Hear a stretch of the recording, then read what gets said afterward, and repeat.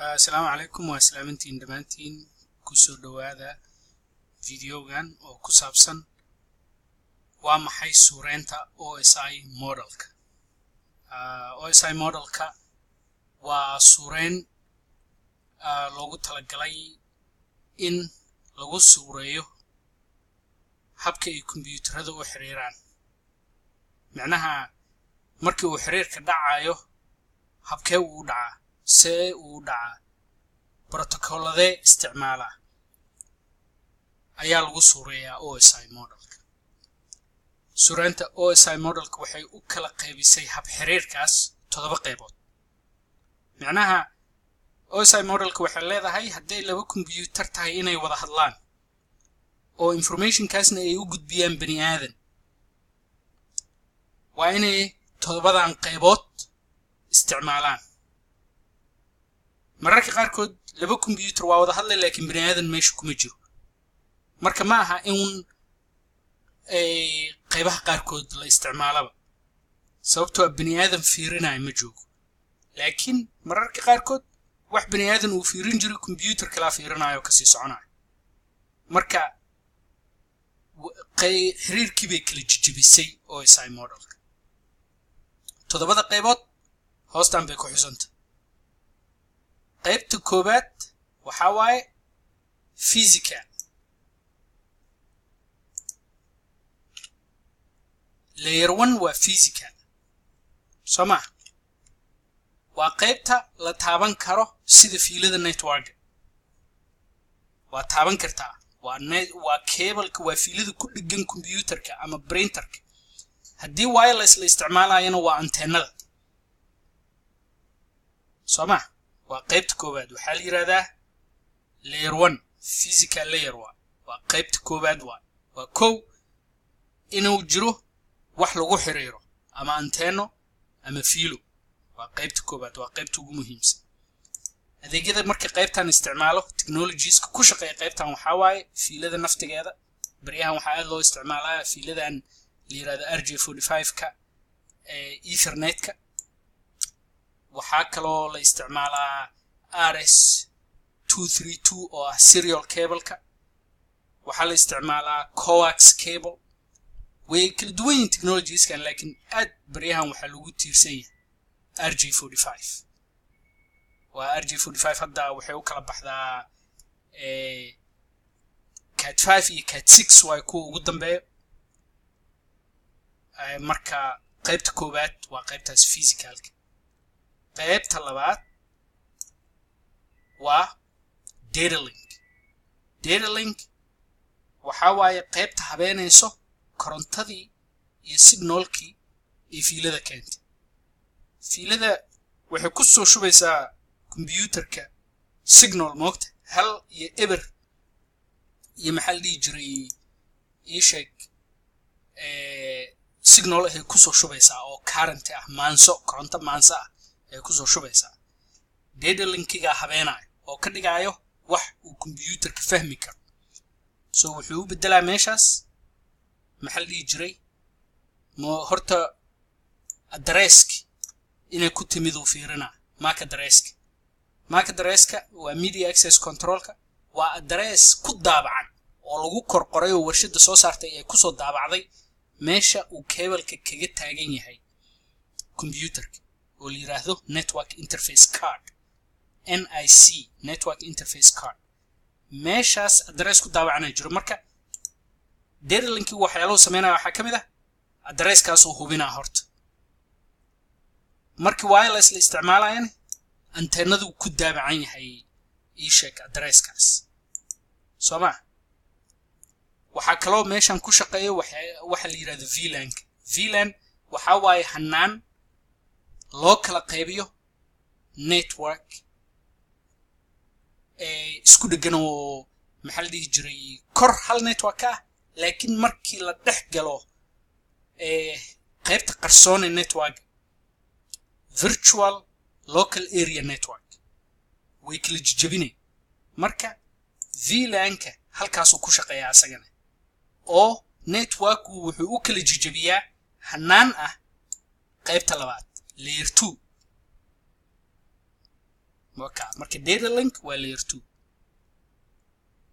layer 3 waxa waaye network waa qaybta heesa jihada ama dariiqa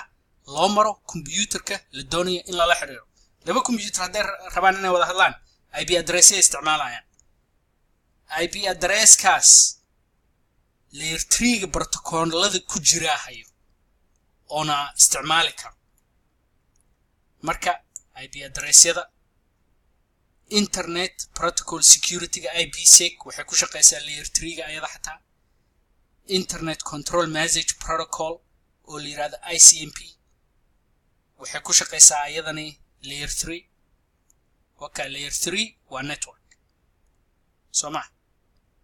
also waxa kale oo ku shaqeeyo meeshan protocol loo isticmaalo in la faafiyo addressyada misaal network company dhexyaalo ismihiisa hadduu rabo inuu dhaho war addressyadaas haddaad u baahan tahay hormuud haddaad rabtid inaad addressyadan soo gaartid aniga ila soo hadal marka waxay isticmaalay protocol ku shaqeeya layer 3 network layer protocol ku shaqeeya isticmaalay si ay qolo kale ugu sheegto addressyada ay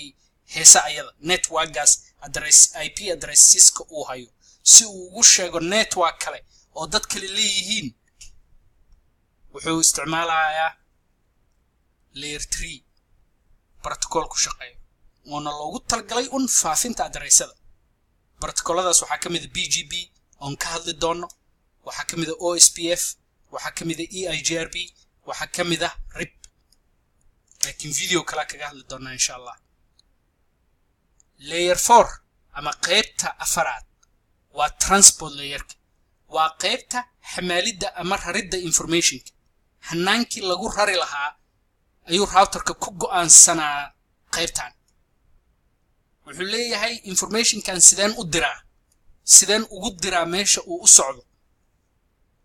marka wuxuu isticmaalaa protocol ku shaqeeyo layer 4 protocolladaas waa TCP UDP SCTP SSL TLS iyo wixii la mid laakiin kuwa ugu caansan ee aadka loo doorto waa labadan SSL iyo TLS waa VPN iyo security markii la adkeenayo la rabin midaal kuwan protocolladan ma qarin kartid haddaa rabtid laakiin inaad qarisid informationka ee wadaan protocolladan kuwan baa isticmaalay ama SSL ama TLS SSL hadda internetka Google iyo wax kasta SSL ay isticmaalaanba haddaa fiirisid HTTPS ka browserka kor ku jirto maxaa la dhihi jiray sheeg google.com haddaad estas waxay isticmaalaysaa SSL HTTPS keligeed HTTP keligeed waa TCP laakiin waxay isticmaalayaan SSL soma SSL ay isticmaalaysaa marka maxaa la dhihi jiray protocolladaas waxay ku shaqeeyaan layer 4 TCP waxay leedahay 0 ilaa 65535 port dekad ka soo qaad sababtoo waa computerka meel uu ogol yahay inuu information ka soo dago oo laga soo galo hadda dekadaha caadiga wadamada leeyihiin Soomaaliya dekad la ogol yahay in laga soo galo computerkana sidaas oo kale waa meeshan marka waxa la go'aansanaa dekadii uu information ka soo gali lahaa marka computerka TCP waxay leedahay eber ilaa 65535 dekadood webka HTTP waxay ku shaqeysaa port 80 dekada 8aad HTTPS ne waxay ku shaqeysaa 443 dekada 443 waxa aad loo isticmaalaa dekadaha eber ilaa 1023 UDP na waa sidoo kale UDP ne wuxuu leeyahay asagani maxaa la dhihi jiray intaasoo dekadoodu leeyahay asagana sidoo kale sida TCP ma garatay laakiin isticmaalka UDP-ga wuu kala gedisan yahay Soomaa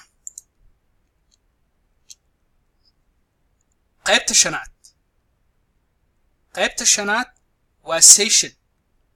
qaybtan waa qaybta labada computer ee xiriiri doonta ay isku raacdo xilliga xiriirka socon doono iyo sida uu u dhici doono marka waxa waaye ma TCP ama UDP UDP actually xiriir uma baahna session xilli uma baahna ayada waa dir oo ka dhaqaaq UDP waa un dir computerku diraa information laakiin dan kama leh haddii la helay iyo haddii kale laakiin TCP dan way ka leedahay in la helay iyo in kale marka xiriir la yaqaanay fure oo leh xilli uu xiriirka soconayo oo leh bilow iyo dhamaad xiriirka markuu dhamaadana si dekadi loo xiro qaybta lixaad waa presentation waa hanaanka loo soo bandhigi lahaa informationkii intuu wire-ka soo galay transportka soo dhex maray maxaa la dhihi jiray IP addresskiisa iyo wixiisii oo dhan la soo go'aamiyey hanaankii lagu soo bandhigi lahaa hanaankaas marka hadduu web yahay website haddaa YouTube video ka dalbato lagu soo celiyo browserkaada YouTube soo gasho browserka wuu ku sheegaa wuu ku soo bandhigaa marka presentation halkaas qaybtaana lagu go'aansadaa hanaanka loo soo bandhigi lahaa sawir haddii lagu soo diro sawir aad fiirinayso JPEG waaye haddii aad wax dhegaysanayso waa MP3 iyo wixii la mid qaybta toddobaad waxaa waaye application qaybtan waa qaybta dooranaysa applicationka xiriirkii soo bandhigi lahaa Soomaa markii presentationka uu isku habeeyo wixii monitorkaada soo kor saari lahaa ama speakerka soo dhex marin lahaa waa applicationkaas Soomaa adeegyada marka meeshan ku shaqeeyo waxaa waaye browserka oo isticmaalaya HTTP FTP email oo isticmaalayo SMTP iyo wixii la mid waxaan rajaynayaa inaad wax ka faa'iidaysato videogan waana ku mahadsantahay inaad fiirsatay.